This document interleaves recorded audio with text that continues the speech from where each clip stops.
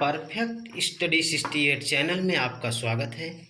आप देख रहे हैं परफेक्ट स्टडी 68 चैनल के माध्यम से मैथमेटिक्स क्लास 10th चैप्टर है बहुपद तथा उनके गुणनखंड, और इसमें आप पढ़ने वाले हैं द्विघात बहुपद के शून्यक। द्विघात बहुपद का शून्यक जो है बहुत आसान है, यानी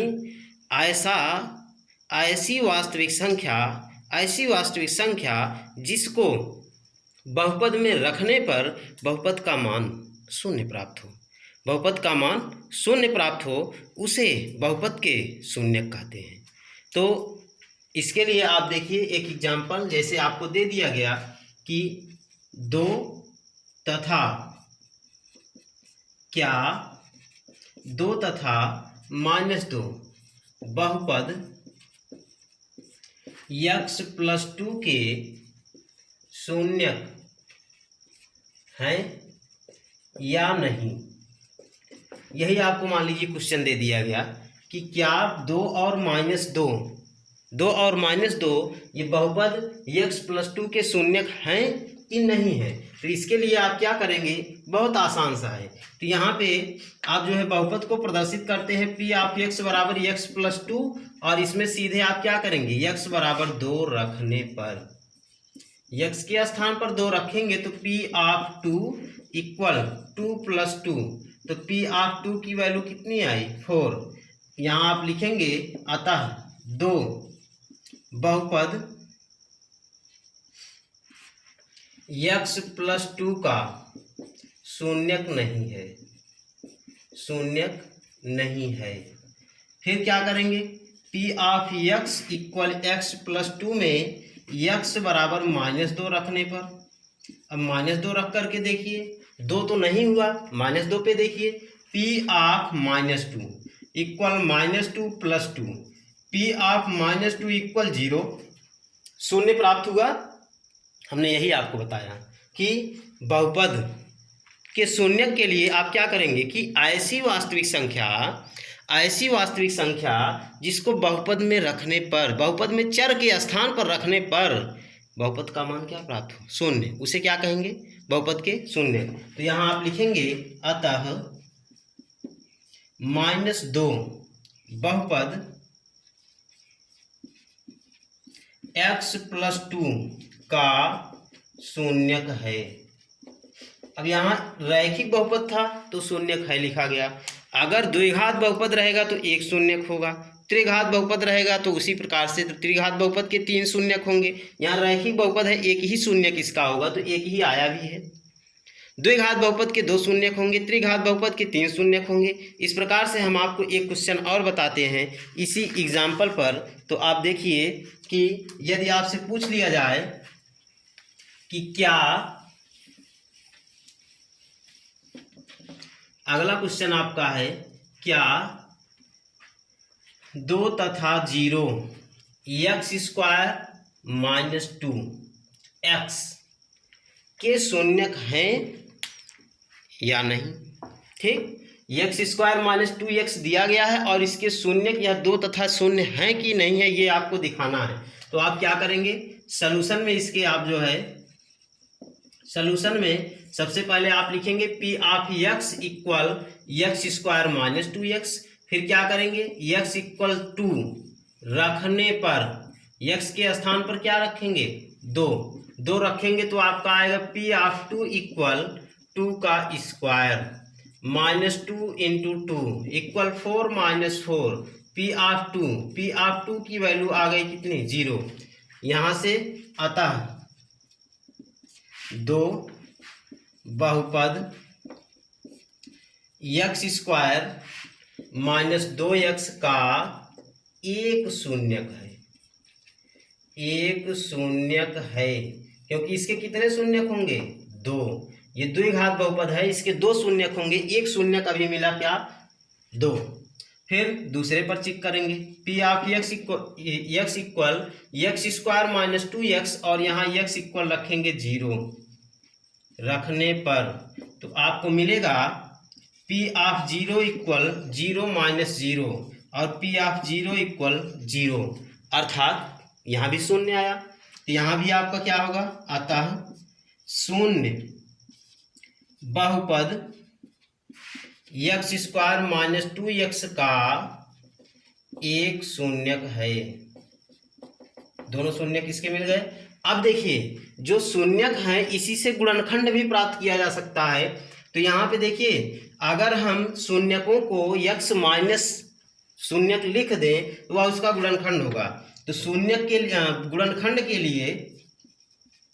गुणनखंड अगर आपसे पूछा जाए तो x माइनस शून्य और x माइनस 2 ये इसका गुणनखंड भी होगा। x माइनस शून्य मीन्स ओनली x और x माइनस 2 ये इसका गुणनखंड हो जाएगा। या यहाँ से आप x कॉमन ले लीजिए दोनों से, x इंटू एक्स माइनस 2 तब भी आएगा। तो ये इसका गुणनखंड हुआ। गुणनखंड अगर करना होगा तो इस प्रकार से शून्यक के अनुसार गुणनखंड ये हो जाएगा। इसका गुणा करेंगे तो इतना प्राप्त हो जाएगा। इसके बाद है कि आपका जो है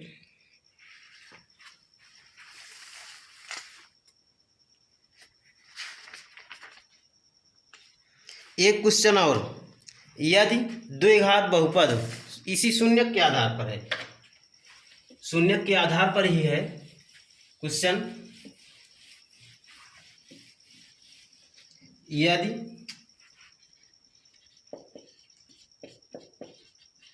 द्विघात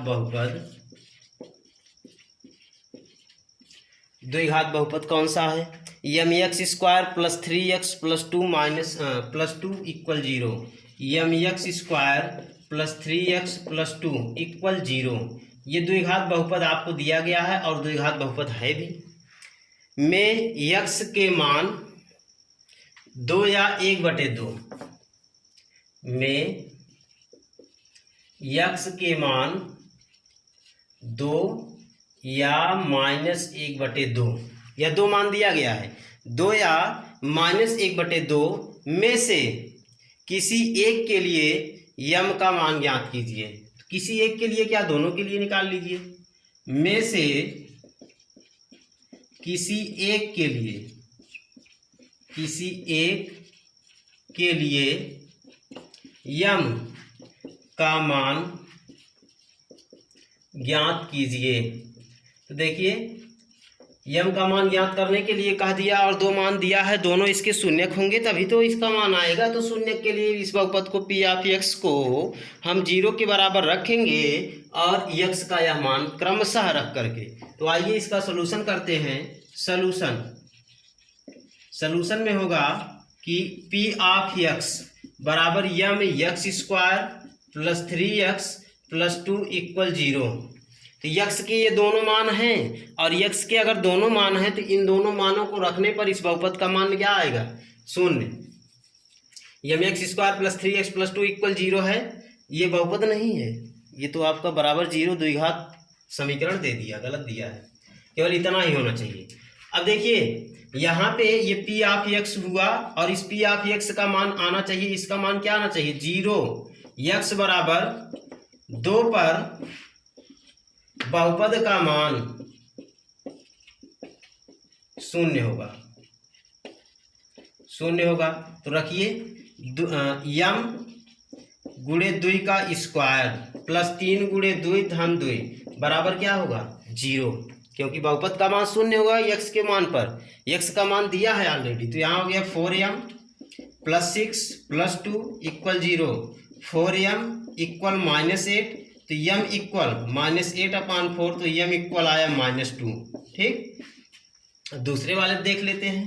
P of x equal m x square plus 3x plus 2, x बराबर -1/2 पर बहुपद का मान 0 होगा। यहाँ भी 0 होना चाहिए। ठीक, तो यहाँ भी हम x का मान रखेंगे यम इंटू -1/2 की घात 2 प्लस 3 गुणे -1/2 धन 2 इक्वल 0। अब यहाँ वर्ग करेंगे तो 4 हो जाएगा, m/4 धन और ऋण का गुणा ऋण 3/2 धन 2 इक्वल 0, m/4। अब यहाँ देखिए लघुत्तम लेंगे तो आएगा कितना, -3 धन 4/2 बराबर 0। अब यहाँ से m/4 बराबर धन 1/4 बराबर 0।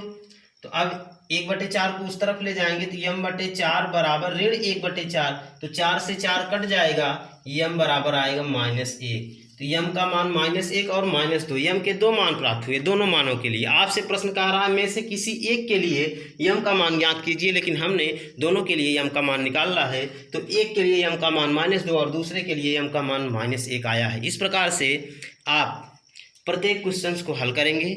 हमने ये आपको जो है कुछ क्वेश्चंस बताए हैं, इम्पॉर्टेंट भी हैं। आगे हम आपकी प्रश्नावली को शुरू करेंगे। जो भी प्रश्नावली आपकी होगी, 2B हम समाप्त कर चुके हैं, तो 2C आपकी प्रश्नावली आगे हम शुरू करेंगे। इसके आगे जो प्रश्नावली है 2C है, और 2C प्रश्नावली हम आपकी कल से शुरू करेंगे। आज की वीडियो क्लास में सिर्फ इतना ही। Thank you.